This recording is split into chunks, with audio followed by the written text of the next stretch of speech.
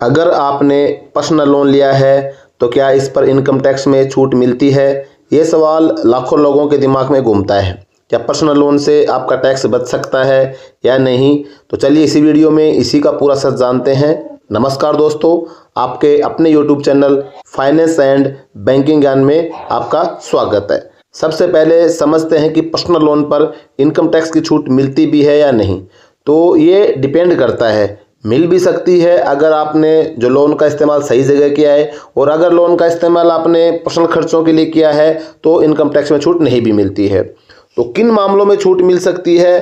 तो अगर इस पे हम बात करें तो सबसे पहले बात आएगी घर खरीदने या बनाने पर। अगर आपने कोई घर खरीदने में अपना जो पर्सनल लोन का जो पैसा है उसको इन्वेस्टमेंट किया है, या फिर आपका कोई ऑलरेडी प्लॉट था उस पर आपने घर बनाया है या अपने घर को रिनोवेशन किया है, तो उस सिचुएशन में आपको सेक्शन 24B के तहत ब्याज जो आपका पर्सनल लोन पे लगेगा उसमें आपको छूट मिल सकती है। सेकेंड टॉपिक आता है कि बिजनेस में इस्तेमाल करने पर।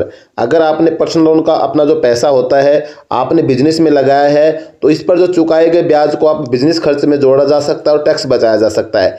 और इसके अलावा आपको शेयर मार्केट या फिर इन्वेस्टमेंट पर, अगर आपने अपना जो पर्सनल लोन का जो पैसा है वो स्टॉक्स में लगाया है या फिर म्यूचुअल फंड्स में लगाया है तो उस पर होने वाले ब्याज को आप कैपिटल गेन में एडजस्ट किया जा सकता है। लेकिन जो 3 सिचुएशंस मैंने बताई है आपको, घर खरीदने पर या बनाने पर, तो आपका जो पर्सनल लोन आपने लिया है तो आपको उसको मतलब दिखाना पड़ेगा कि भाई आपको उसको प्रूव करना पड़ेगा कि मैंने जो अपना पर्सनल लोन का जो पैसा है वो घर खरीदने या मैंने बनाने में यूज़ किया या फिर बिजनेस में इस्तेमाल किया है या फिर इन्वेस्टमेंट में शेयर मार्केट वगैरह में, तो उसको आपको प्रूव करना पड़ेगा। तो इन 3 कंडीशन के अंदर आप अपना जो इनकम टैक्स में जो है आप ये छूट ले सकते हैं पर्सनल लोन पर।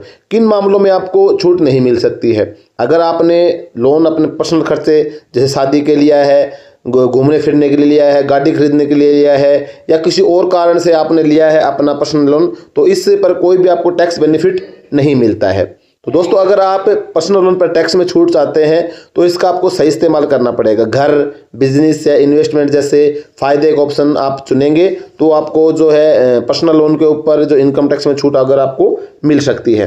तो एक छोटे से वीडियो के माध्यम से मैंने आपको ये जानकारी आपके साथ साझा की। अगर ये वीडियो आपके लिए हेल्पफुल रहा हो तो इसे लाइक करें, अपने दोस्तों के साथ शेयर करें और हमारे चैनल को सब्सक्राइब करें ताकि आप इसी तरह की फाइनेंशियल जानकारी से अपडेट रह सकें।